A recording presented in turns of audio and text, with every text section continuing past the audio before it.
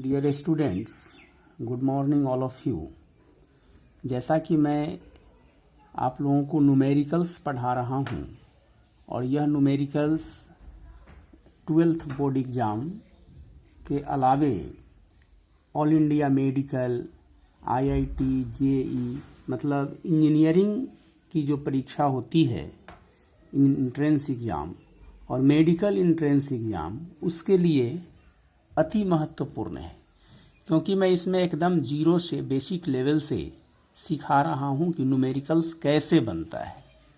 आज तक अगर कोई भी बच्चे जो मेडिकल के परीक्षा में खासकर अगर असफल हो गए हैं तो उनका एकमात्र कारण मैं जो समझता हूं या मेरा जो आज तक का जो टीचिंग एक्सपीरियंस है उसके आधार पे यही रहा है कि उनको फिजिक्स का न्यूमेरिकल्स बनाने नहीं आता है।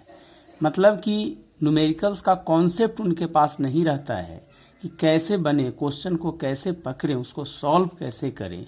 और यही कारण है कि बायोलॉजी का बहुत अच्छा नॉलेज होते हुए भी, केमिस्ट्री का अच्छा नॉलेज होते हुए भी मेडिकल में उनका सिलेक्शन नहीं हो पाता है। अतः इन्हीं बातों को ध्यान में रखते हुए मैं जीरो लेवल से न्यूमेरिकल्स को सिखाने का प्रयास किया हूँ और मैं ये चाहता हूँ कि इसका लाभ हर लोग जो जहाँ है, गांव में है, देहात में है, शहर में है, महानगर में है, उनको इसका लाभ मिले। तो इस क्रम में आज मैं कूलम्ब्स लॉ की चर्चा कर रहा हूँ कि कूलम्ब्स लॉ का थ्योरेटिकल आप लोगों ने पढ़ा होगा बुक से, मैंने भी पढ़ाया है। आज मैं कूलम्ब्स लॉ पर कैसे न्यूमेरिकल सॉल्व होगा इसकी चर्चा हम लोग करेंगे। तो सबसे पहले हम लोग ये जानते हैं कि कूलम्ब्स लॉ क्या है। Coulomb's law actually gives the force acted between any two charge और एनी टू चार्ज्ड बॉडीज। मतलब किन्हीं दो आवेशों के बीच या किन्हीं दो आवेशित कणों के बीच जो बल लगता है उसी बल को बताने का काम करता है कौन चीज? कूलम्ब का नियम, कूलम्ब्स लॉ। तो कूलम्ब का जो फर्स्ट लॉ है उसमें बताया गया कि F directly proportional Q1 Q2, this is equation 1। यानी आवेशित कणों के बीच लगने वाला बल उन दोनों आवेशित कणों के परिमाण के गुणनफल के सीधे समानुपाती होता है। I mean to say that in Coulomb's first law, it is stated that the force acted between any two charge becomes directly proportional to the product of their magnitudes. Similarly, इसी प्रकार Coulomb's second law states that the force between any two charge or any two charged bodies becomes inversely proportional to the square of distance between them, जिसको हम यहाँ पर लिख रहे हैं F inversely proportional R square. पढ़ेंगे लिखेंगे 1/R square. This is your equation 2। Now when we combine this very equation 1 and 2, यानी जब हम इस इक्वेशन 1 और 2 को कंबाइन कर देते हैं, मिला देते हैं, तो हमको प्राप्त होता है F equal to K Q1 Q2 but. तो ये आपका समीकरण 3 है, F equal to K Q1 Q2 बटे R स्क्वायर। यहाँ पर in this equation 3 K equal to 1/4 pi epsilon 0, मतलब के बराबर होता है 1/4 पाई एप्सिलॉन 0, या जिसको हम लोग एप्सिलॉन नॉट भी पढ़ते हैं। और इसका मान, इसका वैल्यू होता है 9 × 10⁹, यानी 9 × 10⁹। अब इस वैल्यू को जब हम समीकरण 3 में रख देंगे, when we put this value in equation 3, then we get, तो क्या मिलेगा? F equal to 1/4 pi epsilon 0 Q1 Q2 बटे R स्क्वायर। तो ये हमारा एक फॉर्मूला है किसका? कूलम्ब्स लॉ का। यानी this is a formula on the basis of Coulomb's law which we will use to solve the numericals. यानी इस फॉर्मूले का हम यूज न्यूमेरिकल्स बनाने में करेंगे। अब आइए हम बात करते हैं concept of epsilon 0। Now we will talk about the concept of epsilon zero. तो एप्सिलॉन जीरो ये इम्प्लाइज करता है परमिटिविटी ऑफ वैक्यूम, और you can also say permittivity of free space. उसी प्रकार ओनली एप्सिलॉन ये इम्प्लाइज करता है permittivity of a medium. Epsilon R it implies relative permittivity, जिसको हिंदी में बोलते हैं आपेक्षिक विद्युतशीलता। अब इस तीनों में यानी एप्सिलॉन जीरो, एप्सिलॉन और एप्सिलॉन आर, ये तीनों में एक रिलेशन होता है, और वो रिलेशन क्या है? Epsilon is equal to epsilon zero into epsilon R. This is your equation 4। For air मतलब हवा के लिए, वायु के लिए, एप्सिलॉन आर का मान होता है 1। यानी जहां भी क्वेश्चन में एप्सिलॉन आर आएगा और एयर की बात होगी तो उसका वैल्यू हम रख लेंगे कितना? 1। ओके। अब now value of epsilon not या एप्सिलॉन जीरो, तो एप्सिलॉन जीरो का वैल्यू वेल नोन है, we know previously from previously lecture we know very well about the epsilon zero. Epsilon zero is equal to 8.854 into 10 to the power minus 12 coulomb square per Newton meter square. Okay. Now Fa by Fm means A for air and M for medium. The force in air and the force in medium, I mean the ratio of force in air to the force in medium is equal to K, where K is called dielectric constants. Therefore, F is equal to, on cross multiplication, we get Fa is equal to KFM. This is also a formula which we will use to solve the numericals as it will be given according to condition. So, as the condition will be given in the question, we will follow and we will use the formula. Okay. Now further,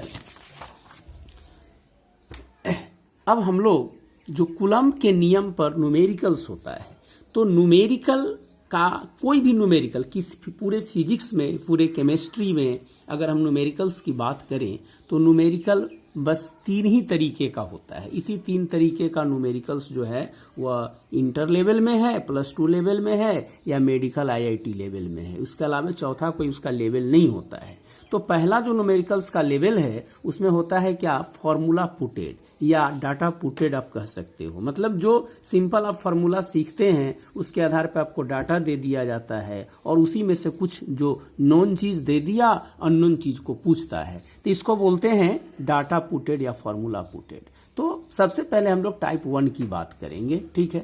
उसके बाद दूसरा जो type होता है उसमें होता है brain twisted, मतलब कुछ ऐसा क्वेश्चंस होता है जो थोड़ा इधर उधर से होता है, उसमें बच्चों का ब्रेन टेस्ट किया जाता है कि how much intelligence is in the brain of the student, okay, या how much in the brain of a student is technical, what is the ability of their brain to think a technical problem. तो इस type का एक question होता है। और जो तीसरा टाइप होता है वो होता है मिसलेनियस टाइप का क्वेश्चन। मिसलेनियस का मतलब होता है कि जिसमें 3-4 चैप्टर का कॉन्सेप्ट मिला करके एक क्वेश्चन बना दिया गया। जैसे मान लीजिए कि आपको मैकेनिक्स में है तो मैकेनिक्स में जैसे वेक्टर आ गया, वर्क एनर्जी पावर आ गया, फ्रिक्शन आ गया, ग्रेविटेशन आ गया, रोटेशनल मोशन आ गया। अब इस सारे के कॉन्सेप्ट को मिलाकर के एक क्वेश्चन तैयार कर दिया जाएगा जिसको बोलते हैं मिसलेनियस टाइप का क्वेश्चन। यानी एक ही क्वेश्चन से स्टूडेंट की 4-5 चैप्टर की एबिलिटी को चेक कर लिया जाता है। तो बस इसी 3 टाइप का प्रश्न ही हमको पढ़ना है